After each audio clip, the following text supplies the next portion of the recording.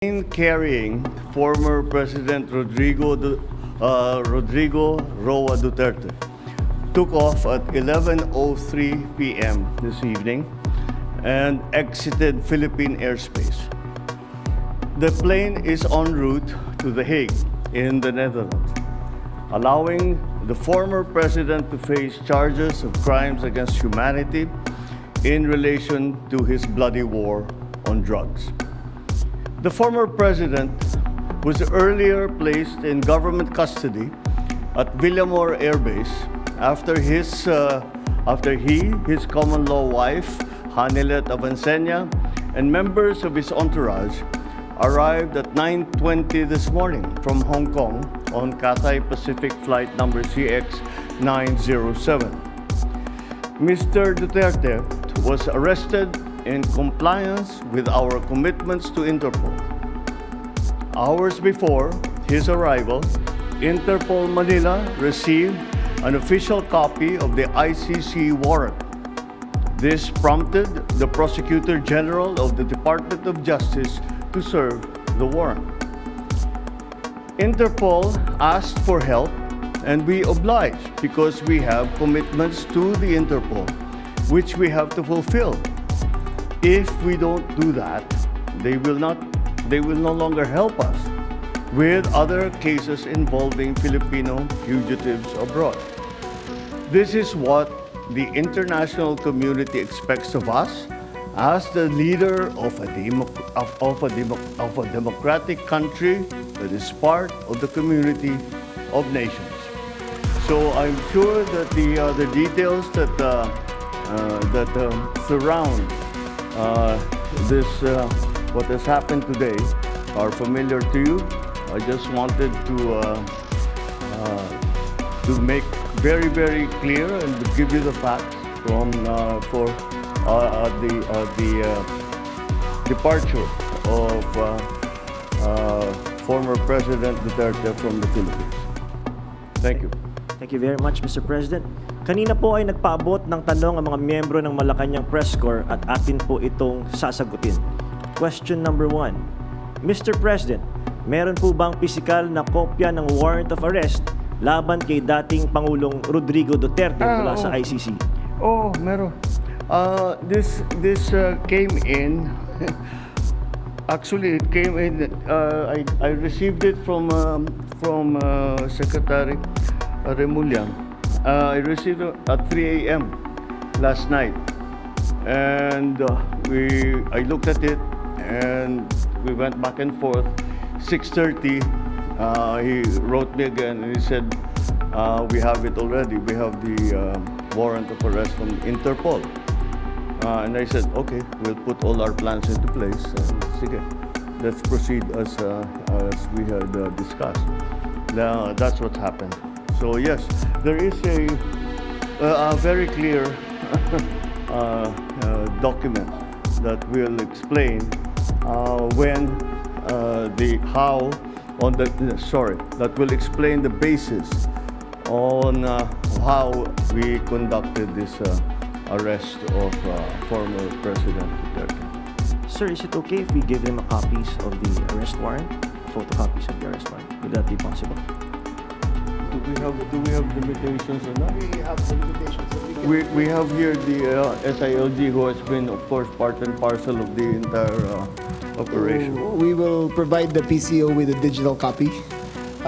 It has been attested by the Secretary of Justice and the Department of Justice as a lawful and legal warrant. We will publish it after this press conference, and you can use it as reference. These are, it's very simple. It's a request to the Philippine government from Interpol to enforce the arrest warrant. And of course, we comply with our commitments to Interpol. We did not do this because it was derived from or it came from ICC. We did this because Interpol asked us to do it, and we have commitments to them, and we lived up to those commitments. Sir, thank you, sir. Second question, sir. Mr. President, sinasabi ng kampo ni PRRD na unlawful arrest daw itong ginawang pag-aresto sa kanya.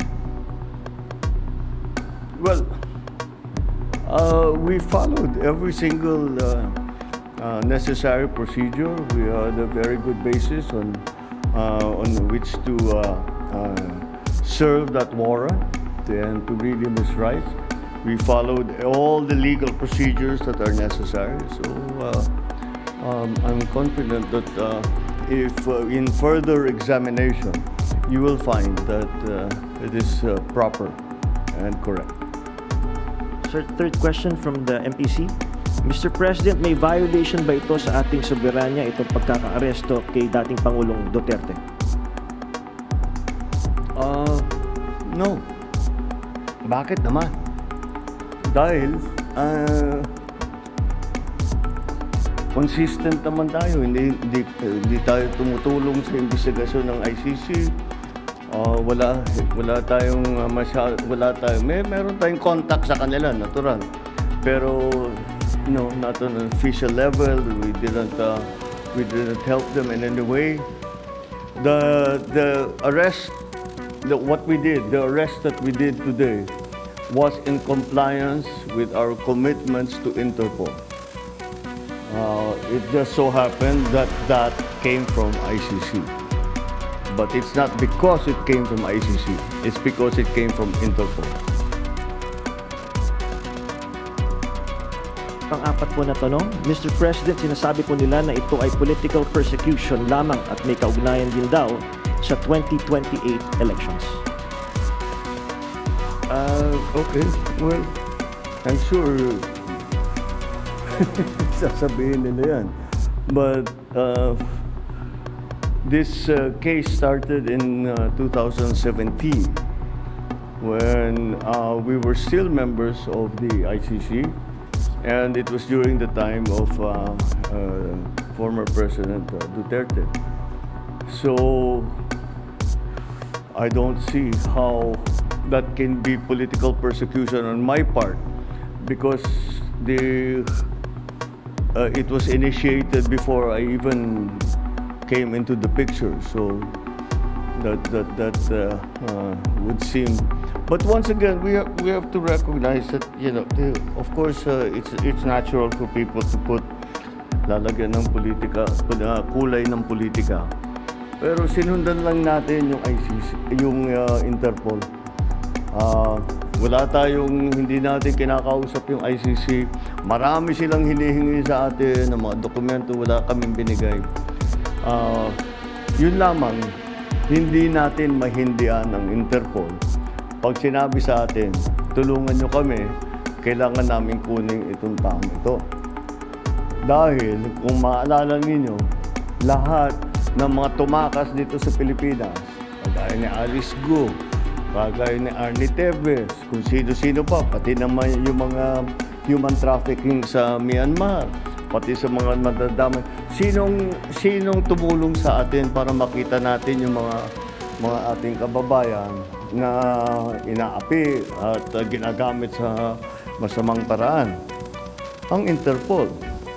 Kaya naman, dapat naman tayo, pagka sinabi sa atin, tulungan nyo kami sa ganito, tumulong kayo. Kaya naman, ganun na ginawa natin.